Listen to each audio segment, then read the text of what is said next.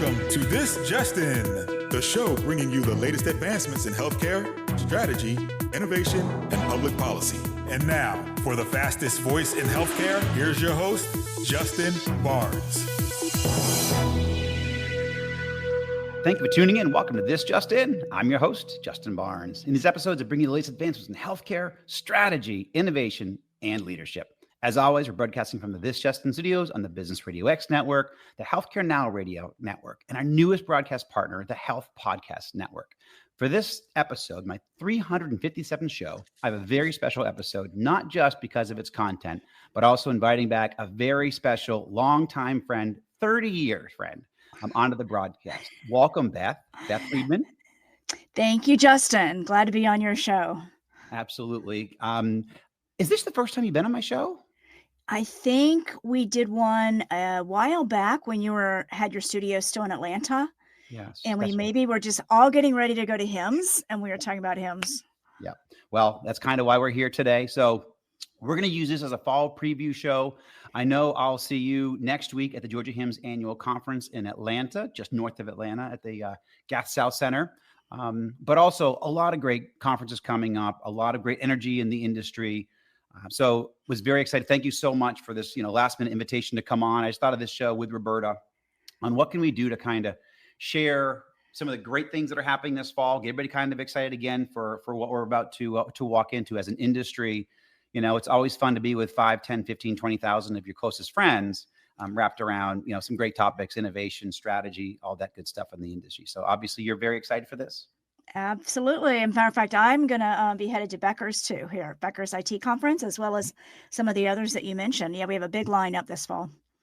Love it. So I guess let's talk about, before we talk specifically about, Georgia HIMSS, Chime, Becker's, and some of the other items, but feel free to bring up anything that you're coming across, because that's kind of the point is there might be some shows, certainly for specific segments. I'd go some of the larger shows, like obviously health, in Chime, but there could be some specific shows, and that's to get some of your expertise also that you have. And we'll dive into, a little bit about your background throughout the show. Again, we both come, I think what's really neat is we both come from, I think HBO and Company around 1994. Yeah, something like that. Yeah, that's right. And then we all, made the transition to McKesson.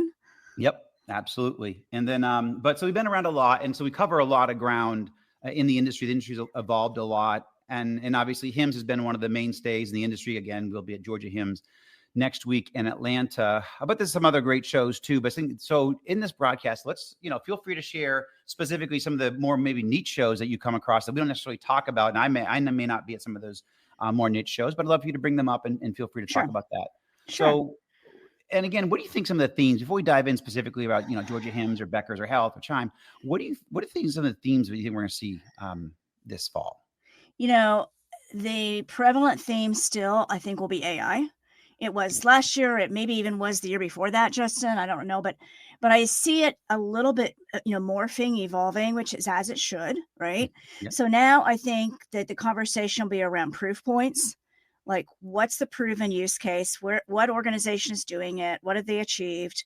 I think it's also going to be around building trust, because I think we still have a generation of clinicians and other healthcare executives and staff members that just are very non-trusting yet. Mm-hmm. And, probably for good cause. For good reason. Absolutely. For good reason. And then I think looking in 26, I think we're all going to be talking about achieving ROI with this, return on investment, after we've been dabbling in it for 1, 2, maybe 3 years. Yes. So that's definitely AI is one. The good news I think I'm also seeing around that topic is the responsible use of AI.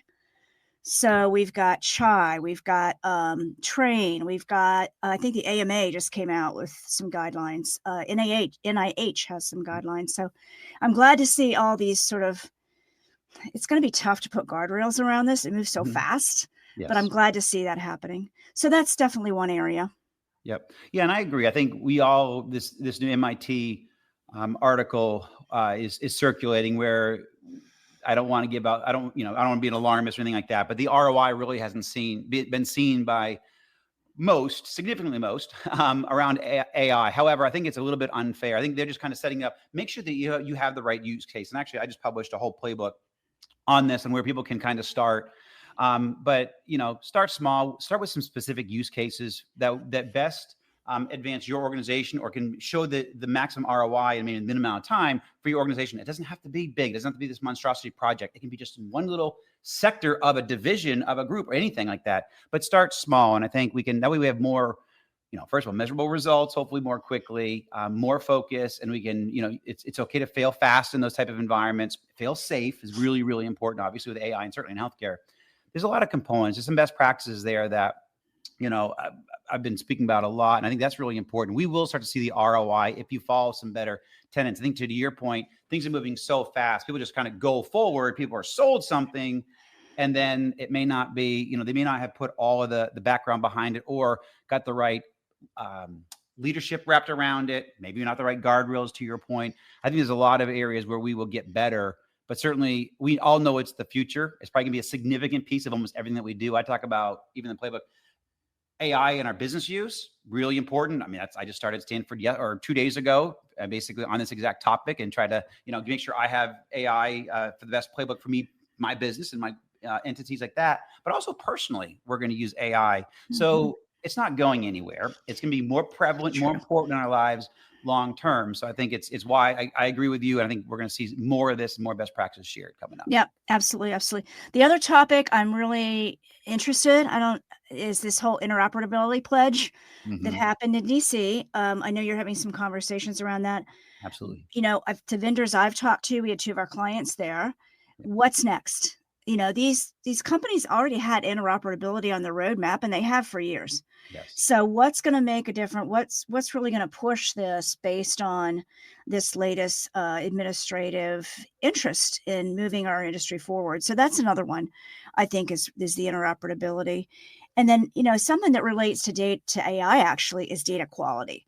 So I've also heard that as organizations are getting more into the AI solutions, they're learning that the integrity and the quality of that data that's feeding those systems has to really be a priority and be a focus. So, as a former medical record person for many, many years, that's near and dear to my heart, and that accuracy of the documentation and the data in our EHRs. So I think that'll be more of a focus this year for sure. Yeah, I couldn't agree more. Data integrity, making sure when you create and I think this is the direction you're going to, but also when you're creating your large language lab or your LLM, you've got to make sure you know the sources that it's pulling from, and they're curated, peer-reviewed, expert, your content that it. It could be your thought leadership potentially, or even that you're pulling from thought leaders that you know and trust, and again, peer-reviewed, certainly in the medical industry. It's critically important because we knew this years ago, setting up these big databases 20, 30 years ago, garbage in, garbage out. So if you don't curate your sources of data, you don't have a powerful AI infrastructure, and you will absolutely be either surpassed or usurped by somebody else who did create this from the start. And it's never too late to kind of restart, because that data, that knowledge, that infrastructure is everything. That's everything going forward. That is your root. So make sure your root and your foundation is strong, because it's certainly in healthcare, it's really, really important. So I think that's basically, you agree with that too. 100%. And then, sort of the undercurrent, I think, of all the conferences this year, Justin, is really going to be the financial concerns. I mean, I feel like we say that every year. Like, I feel like financial concerns in healthcare are a concern, challenge every year. But this year, it feels a little bit different. HFMA just came out with a report yesterday. It doesn't paint a good picture. I mean, if we get fewer patients covered, whether that's Medicaid cutbacks, ACA cutbacks, whatever it might be, that's less reimbursement, that's more charity care, that's more patient bad debt. So I think, and then couple that kind of with how the payers and plans are getting so much more aggressive with what they're not covering. I do think that's going to be that underlying current of everything that happens in the year ahead. Yep. No, excellent point. Let's shift gears a little bit here. Well, first of all, what shows did I not mention or do I not have on the radar screen? Even for me, any niche shows that I'm missing this fall? Or even sure. Given my background, I've got a couple, right? Yep. Well, I went to a cardiology one a few weeks ago. That was so cool. Heart Rhythm Society. I'd never heard about it or known about it, but it's all the data. Talk about data. Oh my gosh. All the data that comes out of pacemakers, Holter monitors, wearables. I mean, just all this data that's related to arrhythmias is really overwhelming. And it was an eye opener for me. So that was a good one. Mhm. They have their main event, I think, is in March or April next year in Chicago. But also talking about clinical integrity, there's one for clinical documentation integrity this week called NARI, Okay. NAHRI. It's on revenue integrity. Okay. And that all starts with documentation integrity. I'll be going to a HEMA, the Health Information Management Association, which is my professional credential and background. What else is coming up? I think you mentioned the others that are kind of in our group's schedule for the fall. Absolutely. No, great. No, that's actually very interesting about the data, and certainly in the cardiology specialty. That's neat. Where was that conference? It was here in Atlanta, Justin. Okay. Actually, it was right across from Mercedes-Benz Stadium, which I had not been to. You probably have. I don't know. Yep. And I did the tour. I took the time to do the tour. It was fantastic. Did you bring Cal? I think you Yeah, did. I Yeah. did. I That's right. I saw did. pictures. That's right. I did. I saw pictures. It was a great mom-son outing. If anybody out there wants to do a mom-son outing, it's a good one. Love it. So shifting gears a little bit here, you have a lot of expertise, certainly trade shows, marketing, PR, conferences.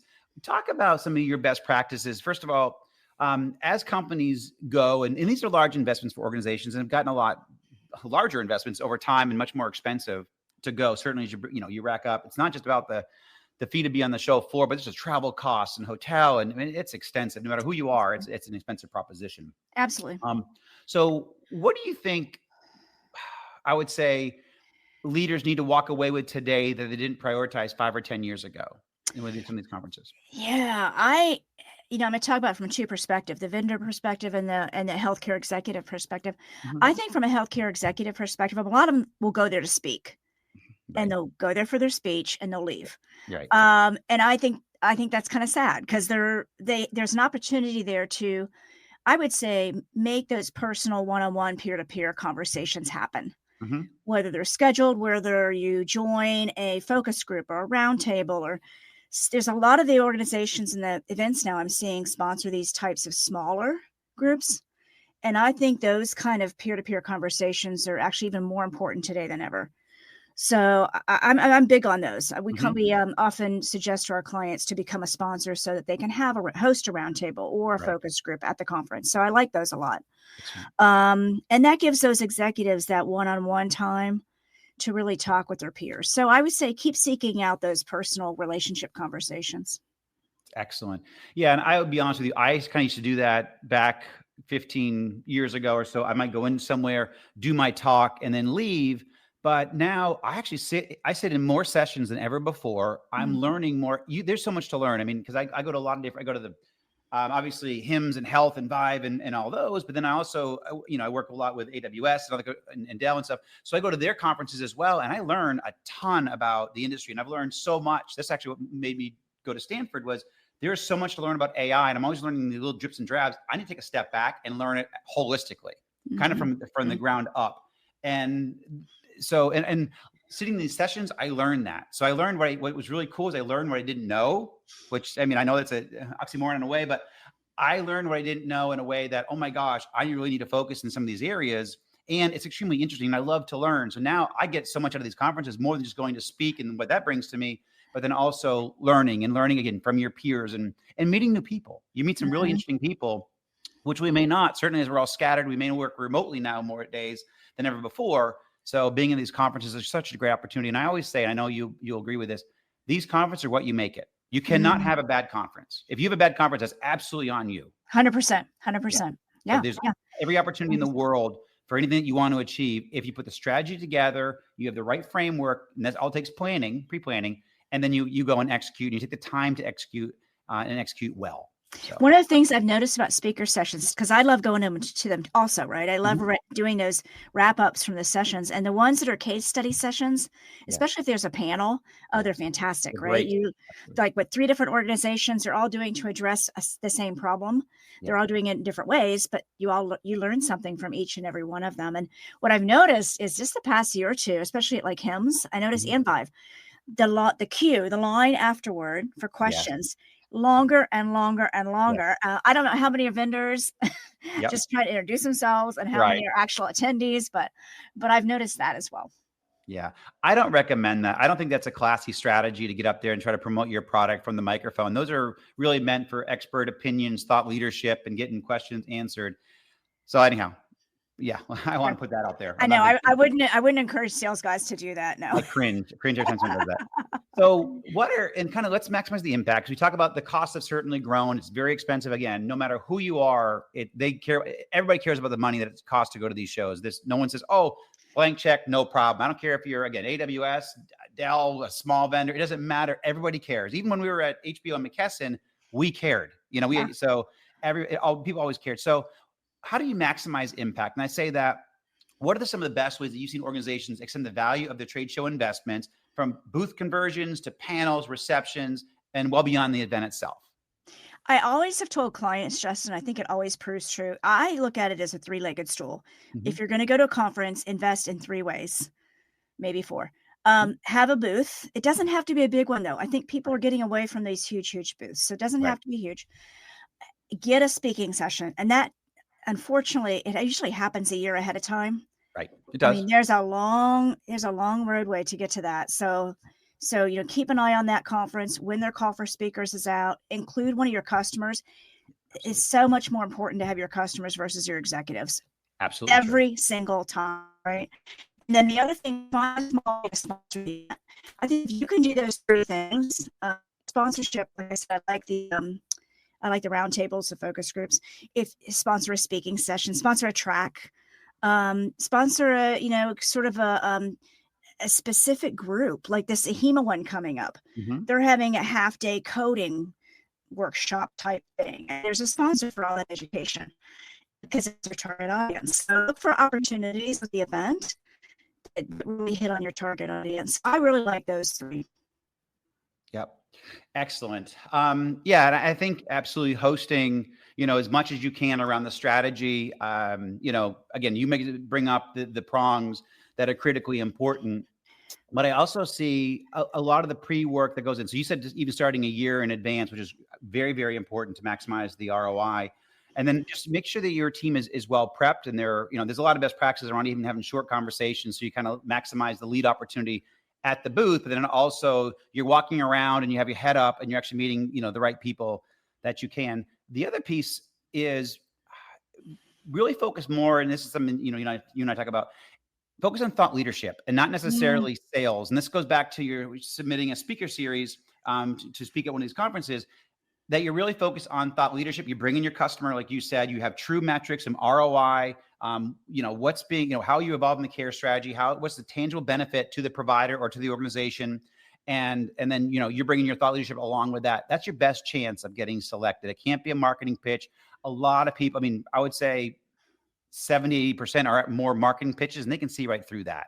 Absolutely. And that actually, those won't get accepted now. Right. I mean, if it's a high quality conference event, they're not going to accept a sales pitch. So, don't even try. Really. Yeah. And it brings up another point. It wasn't part of how I built this show, but I was having a conversation with somebody, and this kind of feeds well into you and what you know in your past. I was in New York last week, joining the board of a company, and I asked them, why me specifically is the right independent member? And he said, because they're deploying AI and they're doing extremely well. It's like AI has made the barrier to building a product significantly less. Like maybe it's 50 to 60% easier to build a product, a platform today because of AI. And he's like, however, there's a lot more products out there because of this. They don't have this. We need somebody who can raise us above the fray, who can help, who has a brand and can build a brand bigger, can go to market more strategically. And I never heard it articulated like that before. And then I'm like, that's why, my opportunities continue to grow. And that's exactly, I think it fits right into what you're doing, is guiding your customers into, hey guys, this is how you rise above the noise. This is how you get above the fray. This is how you break through. These are the way to go to market. It makes a big difference. And though I kind of, I guess it is kind of common sense if you take a step back and look, going, yeah, there is more technology than ever before. There's so much more noise, but you have to break through. And it's a great opportunity for you and I and what we do on a daily basis. So what do you think about that? I think you're absolutely true. And I think it's going to only get more important. Yeah. So one of the things you and I chatted about before show was the use of, now you guys all see it, answer engines versus search engines. When you go out and you do a search, it's giving you an AI answer now, right? So Yep. what's that answer? Like, how do they generate that? It's GEO, so generative engine optimization versus SEO. And we're seeing that shift. And those engines think a little bit differently. And they are absolutely 100% not just looking for keywords. They are looking for what they call authoritative voices. Yep. So are you establishing that authoritative voice in your sector? And that's going to be the goal. Yeah, and I can give you a proof point. I was didn't happen. I was in, again, New York last week, and then I went to the Greenwich Polo Club for a game on that Sunday. Well, that Tuesday, that we were not connected at all. I got an outreach from a private equity firm from Greenwich, and I said, "Oh my gosh, I was just there, but we did not meet." But it's exactly what you're talking about. They said, "Hey, we've been doing a lot of chronic care management research, and your name keeps on coming up, and we love the content. We agree with what you put out there." And we'd love to talk. And actually, I spoke with them yesterday, and it was a great conversation. And I'll probably assist them in various capacities. But to your point, they found me through that authority of voice out there in the chronic care management CCM space. So, and my advice to technology companies is have an expert on hand, right? Have an expert on the team. Put him or her in your executive suite. Use their name on things. Get them out there. Let them be that authoritative voice and build that credibility. It's going to be absolutely essential. Yep. Excellent. So let's dive into some of your, you've been one of the biggest experts, in auditing and denials and in that whole revenue cycle world for many decades, a few decades, a few decades at this point. So payer audits and denials remain, one of the biggest challenges for health systems. What strategies are you proving most effective for staying ahead of these pressures? I know you've done some great reading on this, certainly with the AI. So share your thoughts. Oh man. Health systems are continuing to have to fight this battle, and I don't see it ebbing anytime soon. I think it's just going to continue to be more difficult, especially as, in the news the past few months, payers, health plans, providers, they're not doing so well as they maybe used to a year ago financially. They're looking for ways to cut costs. Yep. And one of the ways is denials, right? So unfortunately, I think the hardest part for providers is that payers are continually changing the rules of the game. Right. So it's that instability. It's that, so one of my pieces of advice would be either find a partner, use technology, hire a team, whatever it takes to keep up with all your payers and all those coding rules, because they are so in the weeds, Justin. I mean, you can't even imagine. And the other thing is the negotiations. When you're negotiating a managed care contract, negotiating with your payers, really look at those contracts. I mean, some of these contracts have been out there for decades. Nobody looks back at them. Nobody's like sort of mining all that data in those contracts to say, what can we really do to make sure we're getting our best fair end of the deal with the payer and with the payers. So that's another area where I think we're going to see some use of technology, is to try and get better around negotiations and contracting. And then back what I mentioned, the clinical documentation and the revenue integrity, super important. Let's try and figure out, where are we losing money? What's those target areas from the payers? And maybe assign a team even to do pre-bill reviews, right? Let's just make sure we have the cleanest possible information getting sent. Yep. Excellent. And I want to validate your point, because I probably make this more public once they do. But I was on the phone with one of the board members from the largest health system in the New Orleans area. I won't say their name. I want to say the number was staggering. $9 million they saved by deploying AI in the revenue cycle. $9 million. Wow. So for a health system like that, so to your point, make sure the providers are doing that as well. And I did ask, can I make this public? And they said, yeah, absolutely. We're about to start publish records on this and all that. Staggering. So there's so much opportunity. To your point, the payers are doing it. You need to do it as a provider organization. Absolutely. Absolutely. Yeah. One of my clients' customers is a large health system here in Atlanta. I won't name any names, but I'm sure you're familiar with them. And they're just doing a great job, because they're really focusing on using the data analytics, really diving into the data. What are we getting denied on? What are the trends, whether it's a diagnosis, a physician, a service line, whatever it might be, and where can we preemptively put people, time, resources to make sure to prevent these denials from happening. And every month they identify, here's $1 million we're going to save this month by doing this. And it's really helping them quite a bit. Yep. No, excellent point. It's very true. Well, I can't believe I'm about to say this, but we are at time. I got to wrap up the show. We had 3 more questions. I know we have a lot more content. But I guess you probably knew this was going to go this way better than I did, but I love it. I'm going to have you actually going to help me open the Georgia Hymn show next week. So that'll be fun. So we'll get back on it, and we'll have to have you back on again. We'll maybe make this a every 4 or 5 month thing that we talk about what's coming up, because I think you're spot on with your insights and you're always great. I love it, Justin. Thanks for having me on the show, and I will see you in Atlanta. You got it shortly here. And as always, thank you for collaborating with me, and thank you to everyone for joining and listening, and also who voted us 2024 Podcast of the Year. We are so grateful. Please tune in as this show broadcasts weekdays at 2:30 p.m. Eastern, 11:30 a.m. Pacific. As always, you can find me on LinkedIn at Justin T. Barnes, or track me on Twitter at HIT Advisor, and use the hashtag #ThisJustinRadio so we can respond to your comments from the show. If you missed any of this episode or want to hear more, all my shows are posted at YouTube, Spotify, Apple iTunes, Amazon Music, Megaphone, SoundCloud, iHeartRadio, and TuneIn. And we just published a couple new case studies and ROI studies at justinbarnes.com on the industry. So feel free to check that out as well. Thanks, everyone. Have a great rest of your day.